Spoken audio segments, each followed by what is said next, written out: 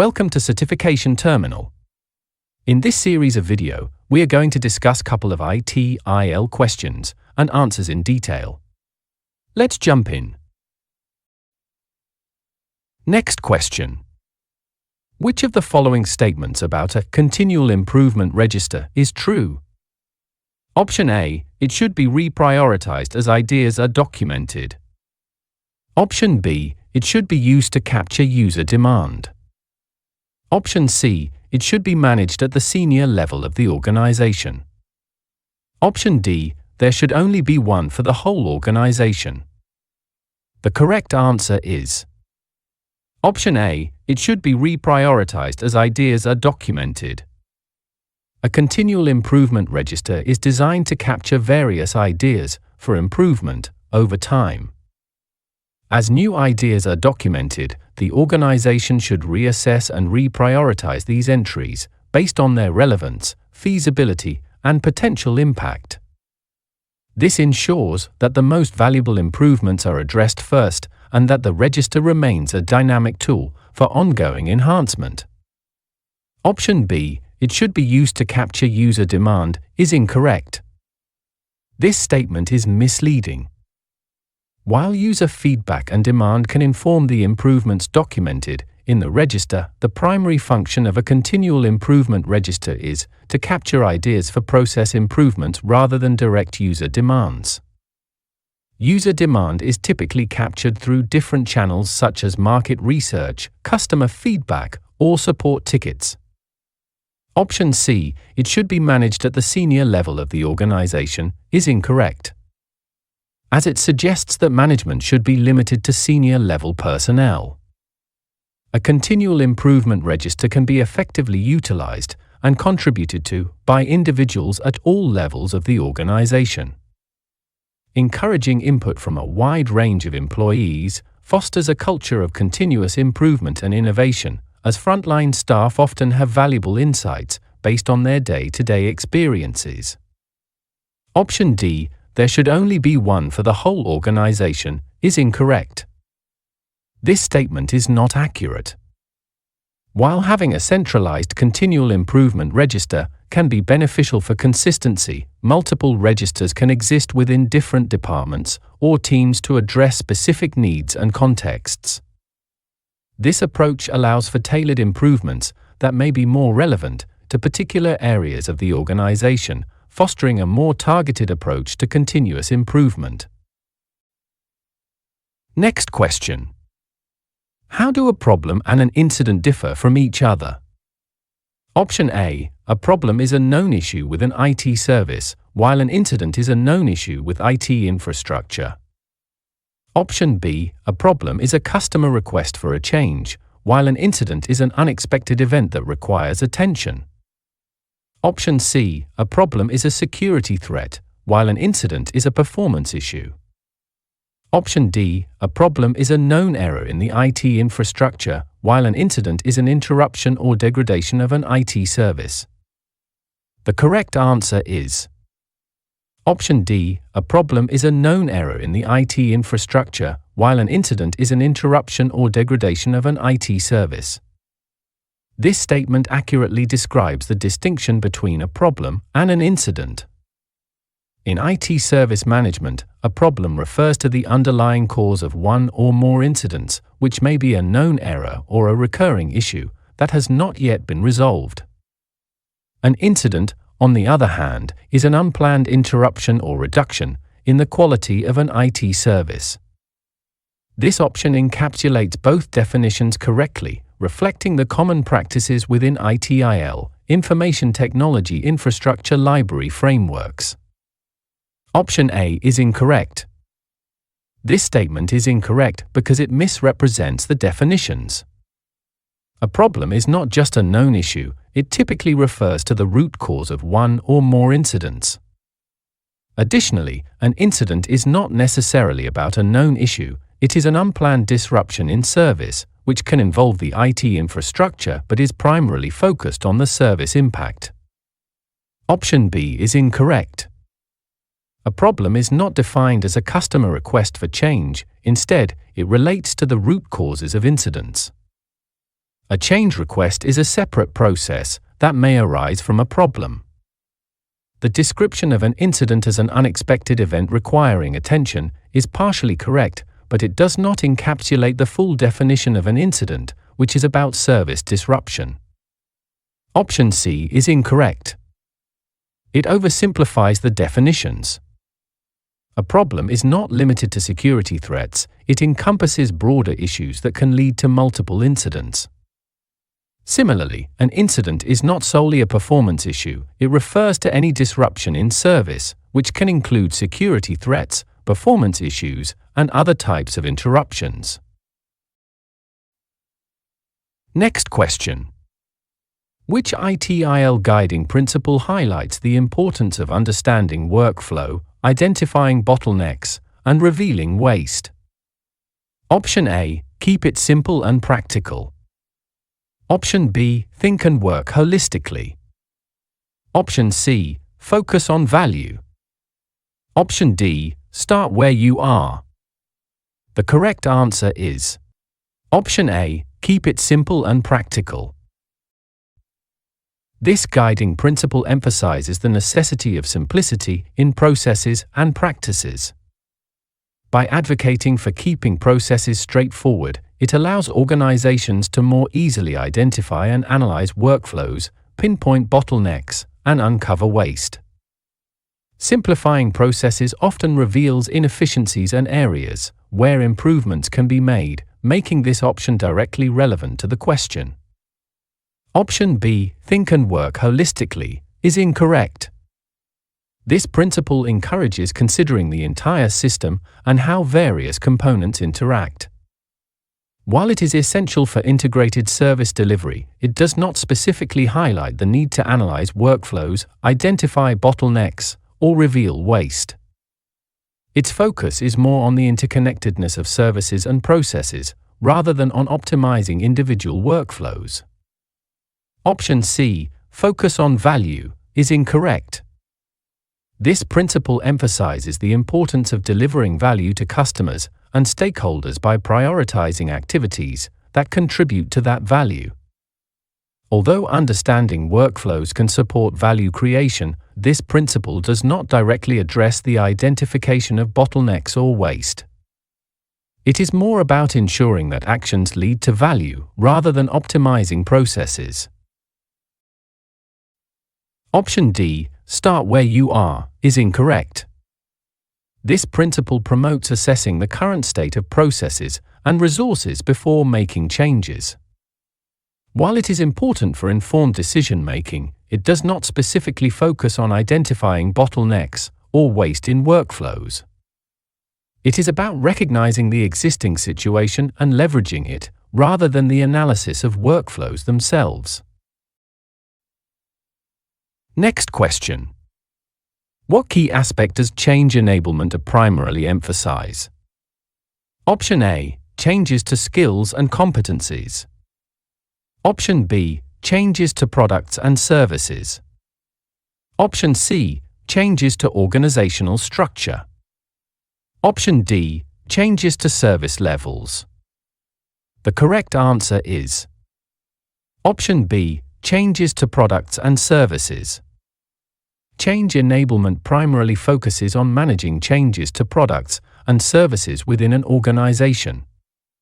It encompasses processes that facilitate the introduction of new or modified services and products, while ensuring minimal disruption to existing operations. This includes assessing the impact of changes on service delivery, managing risk, and ensuring that changes are aligned with business objectives. Option A, changes to skills and competencies, is incorrect. While changes to skills and competencies may occur as a result of change initiatives, this is not the primary focus of change enablement. Instead, change enablement is more concerned with the overall management of changes to products and services, rather than directly addressing workforce skills. Option C, changes to organizational structure, is incorrect. Although organizational structure may be affected by changes, this aspect is not the primary focus of change enablement. Change enablement is more about how changes are managed, within services and products, rather than the structural changes within the organization itself. Option D, changes to service levels, is incorrect. While service levels may be impacted by changes in products and services, change enablement does not specifically focus on changes to service levels alone. Instead, it is concerned with the broader aspect of ensuring that changes are effectively implemented across all relevant areas, including services and products, while maintaining or improving service levels. Next question. What methodology incorporates SWOT analysis, balanced scorecard evaluations, and maturity assessments? Option A, continual improvement. Option B, service request management. Option C, incident management. Option D, problem management. The correct answer is Option A, continual improvement. This methodology focuses on ongoing enhancements to services, processes, and organizational performance. Techniques like SWOT analysis to identify strengths, weaknesses, opportunities, and threats, balanced scorecard evaluations to assess performance from multiple perspectives, and maturity assessments to evaluate the capability and maturity of processes are integral tools used to identify areas for improvement and to measure progress over time. Continual improvement aims to foster a culture of ongoing enhancement and strategic growth. Option B, service request management, is incorrect. This practice is primarily concerned with handling requests from users for new services, information, or changes to existing services. It does not focus on the strategic analysis or evaluation tools like SWOT or balanced scorecards. Instead, service request management is operational and transactional in nature. Option C, incident management, is incorrect. This process deals with restoring normal service operation as quickly as possible following an incident. The focus is on resolving specific incidents rather than on evaluating organizational performance or implementing strategic improvements. It does not typically incorporate tools like SWOT analysis or balanced scorecards. Option D, problem management, is incorrect. Problem management is focused on identifying and managing the root causes of incidents. While it may involve some analysis, it does not primarily use SWOT analysis or balanced scorecards as part of its methodology. The emphasis is on resolving known errors and preventing future incidents, rather than on broader performance evaluation or improvement strategies. Next question. Which of the following definitions best describes reliability? Option A, the availability of a service or component. Option B, how quickly a service or component can be restored to normal working order. Option C, how long a service or configuration item can perform its function without failing. Option D, the level of risk that affects a service or process. The correct answer is Option C, how long a service or configuration item can perform its function without failing. This definition accurately captures the essence of reliability. It focuses on the ability of a service or configuration item to consistently perform its intended function over a period of time without failure. Reliability is fundamentally about the dependability and stability of a service or component, making this definition the best fit. Option A, the availability of a service or component, is incorrect. While availability is related to reliability, it specifically refers to the proportion of time a service or component is operational and accessible. Reliability encompasses the ability to function without failure over time, while availability is more about being online and usable when needed. Thus, it doesn't capture the full scope of reliability. Option B, how quickly a service or component can be restored to normal working order, is incorrect. This definition describes the concept of recoverability or restoration, which is about how fast a service can bounce back after an interruption. Reliability, on the other hand, pertains to ongoing performance without failure, making this definition too narrow for reliability. Option D, the level of risk that affects a service or process, is incorrect. This option refers to risk management rather than reliability. It involves assessing potential threats and vulnerabilities that could impact service delivery, but does not define how well a service can perform without failing. Reliability is not about risk levels, it is focused on consistent performance. Next question. What do you call the process of documenting and applying a temporary fix when a problem cannot be resolved swiftly? Option A, incident. Option B, solution. Option C, known error. Option D, workaround. The correct answer is Option D, workaround. A workaround is a temporary fix implemented to address a problem that cannot be resolved quickly. It allows services to continue functioning, minimizing disruption while a permanent solution is being developed. Documenting and applying a workaround is crucial in maintaining service continuity and reducing the impact of unresolved issues. Option A, incident, is incorrect. An incident refers to an unplanned interruption or reduction in service quality. It represents the problem itself, rather than the process of applying a temporary fix. Therefore, it does not fit the description of documenting and implementing a temporary solution.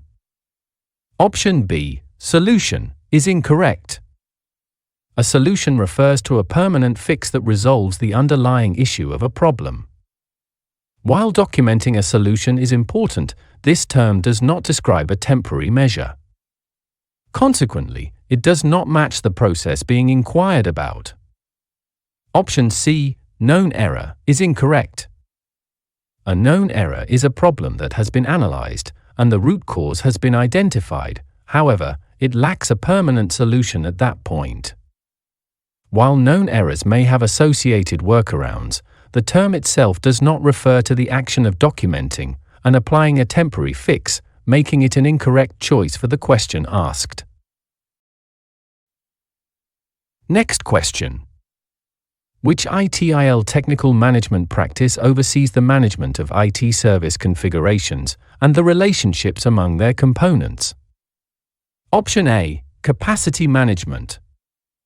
Option B, monitoring and event management. Option C, configuration management.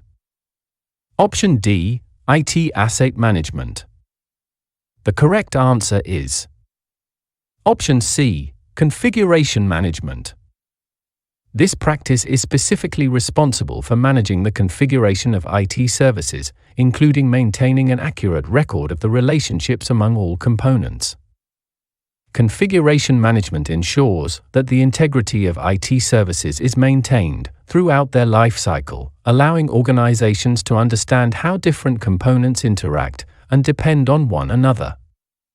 It plays a critical role in enabling effective change management and incident management. Option A, capacity management, is incorrect. Capacity management focuses on ensuring that IT services have the adequate capacity to meet current and future demands. While it is crucial for resource allocation and performance optimization, it does not deal with managing service configurations or the relationships among components. Therefore, this option is not relevant to the question. Option B, monitoring and event management, is incorrect. This practice involves monitoring IT services and infrastructure to detect events, anomalies, and performance issues. It is primarily concerned with real-time operational oversight, rather than managing configurations or the relationships between components. Thus, this option does not align with the responsibilities outlined in the question. Option D, IT asset management, is incorrect. IT asset management is focused on managing an organization's IT assets throughout their life cycle, including procurement, maintenance, and disposal. While it may touch on aspects of configuration in terms of asset tracking, it does not primarily oversee the relationships among IT service components. Next question, 9. Which word completes this sentence? The purpose of the service configuration management practice is to ensure that accurate and reliable information about the configuration of services and the blank that support them is available when and where it is needed. Option A, assets. Option B, customers. Option C, suppliers. Option D, ITIL. The correct answer is option D, ITIL. ITIL, or configuration items, are the components that make up an IT service and can include hardware, software, documentation, and other items essential for delivering a service. The sentence is discussing the service configuration management practice, which specifically focuses on managing information related to these configuration items and their relationships. Therefore, ITIL is the most accurate term to complete the sentence, emphasizing the practice's goal of maintaining accurate information about service configurations and their supporting elements. Option A, assets, is incorrect. While assets refer to valuable items owned by the organization, including ITIL, the term is broader and does not specifically capture the essence of configuration management. In this context, ITIL is more precise as it relates directly to the configuration of services rather than the general concept of assets. Option B, customers, is incorrect. Customers refer to the individuals or entities that use or benefit from the services provided. While customers are crucial to the service delivery process, they do not directly relate to the configuration management of services or the components that support them. Option C, suppliers, is incorrect. Suppliers provide the resources or services needed to support the organization's operations, but they are not the components being managed in service configuration management. Like customers, suppliers do not represent the configuration elements of services, making this option irrelevant in this context. Next question. Which term describes service levels that are tailored to meet the needs of service consumers? Option A, tailored service levels. Option B, service management. Option C, standard service levels. Option D, cost. The correct answer is Option A, tailored service levels. This term specifically refers to service levels that are customized or adjusted to fit the specific needs and requirements of service consumers. It emphasizes the idea that services can be modified to provide maximum value and satisfaction to the users, ensuring that their individual needs are met effectively. Option B, service management, is incorrect. Service management is a broad discipline that encompasses all activities involved in delivering and managing services. While it includes considerations of service levels, it does not specifically describe the act of tailoring those levels to meet consumer needs. This option is too general to answer the question accurately. Option C, standard service levels, is incorrect. Standard service levels refer to predefined, uniform levels of service that are offered to all consumers without customization. This term implies a one-size-fits-all approach, which directly contradicts the notion of tailoring service levels to individual needs. Therefore, it is not the correct choice. Option D, cost, is incorrect. Cost pertains to the financial aspects of providing a service, such as pricing or budget considerations. While cost can affect service offerings, it does not describe the nature of service levels in relation to consumer needs.